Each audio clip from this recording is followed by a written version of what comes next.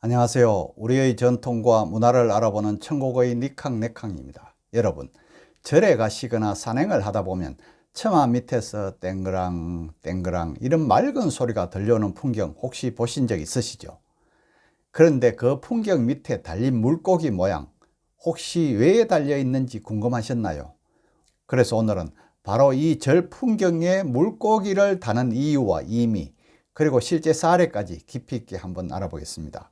혹시 아직도 이 채널 구독자가 아니시라면 지금 바로 구독, 좋아요, 알림 설정 꼭 부탁합니다. 그리고 댓글로도 관심을 표시해 주시기 바랍니다.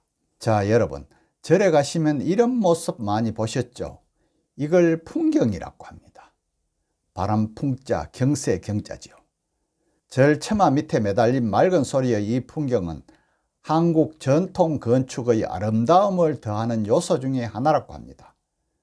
특히 이 풍경에 물고기 모양의 장식, 즉 의형을 다는 것은 단순한 미적 고려를 넘어서 깊은 불교적 의미와 민속 신앙이 결합된 상징적 행위랍니다. 그런데 이 풍경에 물고기를 다는 이유도 있다고 하는데 크게 한 4가지 정도 요약해서 한번 알아볼게요. 그 첫 번째로 깨달음을 향한 정진과 수행의 상징이라고 하죠. 불교에서 물고기는 밤낮으로 눈을 감지 않는 존재로 이렇게 여겨집니다. 물고기가 항상 깨어있는 것처럼 불교 수행자도 잠시도 게으름을 피우지 않고 깨달음을 향해 끊임없이 정진하고 노력해야 함을 상징한답니다. 풍경에 달린 물고기는 수행자가 수행의 길을 걷는 동안에는 게으름에 빠지지 않도록 경각심을 불러일으키는 역할도 합니다. 바람이 불어 풍경 소리가 들릴 때마다 수행자는 그 소리를 듣고 다시 한번 마음을 다잡게 되는 것이죠. 이는 불교의 어산이라는 개념과도 연결됩니다. 어산은 물고기처럼 밤낮 없이 정진하는 수행자의 모습을 묘사하는 불교 용어랍니다. 풍경에 물고기를 달아놓은 것은 바로 이러한 수행 정신을 시각적으로 구현한 것이라고도 할 수 있죠. 다음 두 번째로 화재 방지와 애군 제거의 의미도 있답니다. 물고기는 물속에 사는 존재이므로 풍경에 물고기를 단다는 것은 화재를 예방하는 주술적 의미도 담고 있습니다. 올해도 영덕 청송지역에 산불이 났을 때 사찰이 불에 타는 모습 보셨죠? 목조 건물인 사찰은 화재에 매우 취약하기 때문이죠. 그래서 물을 상징하는 물고기 장식은 화마로부터 사찰을 지켜주기를 바라는 염원이 담겨 있다고 합니다. 따라서 이 풍경은 또한 바람이 불어 소리가 날 때마다 나쁜 기운과 애군을 쫓아내는 역할을 한다고 믿었습니다. 특히 물고기 모양의 풍경은 물고기의 상스러운 의미와 물의 기운이 결합되어 재앙으로부터 강력한 보호의 역할을 하고 평온을 가져다주는 상징으로 여겨졌습니다. 다음 세 번째로 중생 구제와 깨달음의 전파이죠. 불교에서 물고기는 중생을 구제하는 자비의 상징이기도 합니다. 물고기가 물속을 자유롭게 헤엄치듯이 부처님의 가르침이 세계에 널리 퍼져 모든 중생에게 전해지기를 바라는 마음을 담고 있습니다. 또한 물고기는 부처님의 가르침이라고 하는 법문을 상징하기도 합니다. 풍경 소리가 멀리 퍼지듯이 부처님의 가르침 또한 세상 곳곳에 전파되어 모든 중생이 깨달음을 얻기를 기원하는 의미가 담겨 있습니다. 다음 마지막 4번째로 번영과 다산을 의미합니다. 물고기는 또한 번영과 다산의 상징인데요. 물속에서 자유롭게 헤엄치는 물고기의 모습은 풍요롭고 아름다운 삶을 의미하고요. 이는 많은 자손을 두고 번성하는 삶을 상징합니다. 따라서 물고기 모양의 풍경은 사찰을 찾는 사람들에게 번영과 행운을 기원하는 의미를 담고 있습니다. 그럼 사찰 풍경에 대해 실제 사례와 그 특징도 한번 알아볼까요? 한국의 많은 사찰에서 물고기 모양의 풍경을 볼 수 있는데요. 각 사찰의 풍경은 독특한 아름다움을 상징하고 있습니다. 대표적인 사례를 통해 그 특징을 한번 살펴보겠습니다. 그 첫 번째로 범어사의 금어인데요. 부산에 위치한 금어사는 이름 자체가 하늘에서 내려온 금빛 물고기, 이런 뜻을 가지고 있습니다.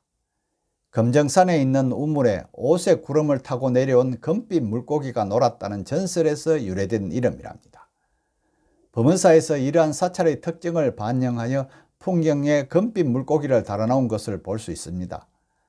이는 사찰의 정체성과 전설을 시각적으로 형상화한 것으로 범은사 풍경은 단순한 장식을 넘어 사찰의 역사를 상징하는 중요한 유물로 여겨집니다.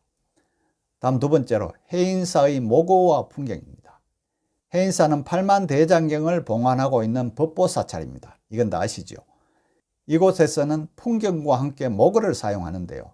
이는 물고기 모양의 나무로 만든 타악기로 대중을 모으거나 공양 시간을 알리는 데 사용됩니다. 모고 또한 물고기처럼 눈을 감지 않고 정진하라는 의미를 담고 있습니다. 해인사의 풍경과 모고는 불교 수행의 엄격함과 끊임없는 정진정신을 강조하는 상징물로서 중요한 역할을 합니다. 특히 대적광전이나 구광루 같은 정각의 처마 밑에 달린 풍경은 그 소리가 8만 대장경의 경전 소리처럼 맑고 깊은 깨달음을 전해주는 듯한 느낌을 줍니다. 다음 세 번째로 통도사의 풍경과 법음입니다. 부처님의 진신사리를 모신 불보사찰인 통도사는 사찰 전체가 부처님의 가르침을 담고 있는 공간입니다. 통도사의 풍경은 바람이 불 때마다 울리는 소리를 법음, 즉 부처님의 가르침을 전하는 소리로 여깁니다. 풍경에 달린 물고기는 이러한 법음이 멀리 퍼져 세상의 모든 중생에게 깨달음을 전하라는 의미를 담고 있습니다. 통도사 대웅전 주변의 풍경은 주변의 아름다운 자연 경관과 어우러져 더욱 깊은 울림을 전해줍니다. 다음 네 번째로 송광사의 풍경은 불교의 가르침과 또 물고기의 상징성을 전달합니다. 송광사에서는 다양한 형태의 풍경을 볼 수 있는데요. 특히 물고기 모양의 풍경은 사찰의 중심부에 위치하여 그 중요성을 강조합니다. 송광사의 풍경은 방문객들에게 불교의 가르침과 물고기의 상징성을 전달하고요. 사찰을 찾는 이들에게 깊은 인상을 남깁니다. 자, 여러분, 그리고 사찰 물고기를 다는 것은 풍경의 미적 가치와 건축적 조화를 추구합니다. 풍경은 단순한 상징물을 넘어 한국 건축의 곡선미와 조화를 완성하는 중요한 요소입니다. 처마의 부드러운 곡선과 풍경의 섬세한 선은 서로 어우러져서 건축물 전체의 생명력을 불어넣는 거죠. 한국 전통 건축의 처마는 하늘로 부드럽게 솟아오르는 곡선 형태를 띠고 있습니다. 이 곡선은 처마 끝에 매달린 풍경과 시각적으로 연결되어 건물 전체에 율동감을 주잖아요. 소리의 조화랍니다. 풍경의 맑은 소리는 주변의 자연 소리와 어우러져 사찰의 평화로운 분위기를 조성하죠. 바람의 세기에 따라 소리의 크기와 맑기가 달라지고요. 이는 자연과의 조화를 추구하는 한국 전통 미학을 보여줍니다. 다음은 재료의 미가 넘쳐납니다. 풍경은 주로 청동이나 쇠를 주조하여 만드는데요. 물고기 장식 또는 금속으로 만들어져 풍경 본체와 통일성을 이룹니다. 이 금속 재료는 햇빛을 받으면 은은하게 빛이 나고요. 사찰 건축물의 웅장함을 더욱 돋보이게 합니다. 이처럼 절처마 및 풍경에 물고기를 다는 것은 수행의 경각심과 재앙 예방, 중생 구제라는 세 가지 불교적 의미가 복합적으로 담겨 있고요. 동시에 한국 건축의 미적 가치를 높이는 중요한 역할을 수행하고 있습니다. 여러분 보셨죠?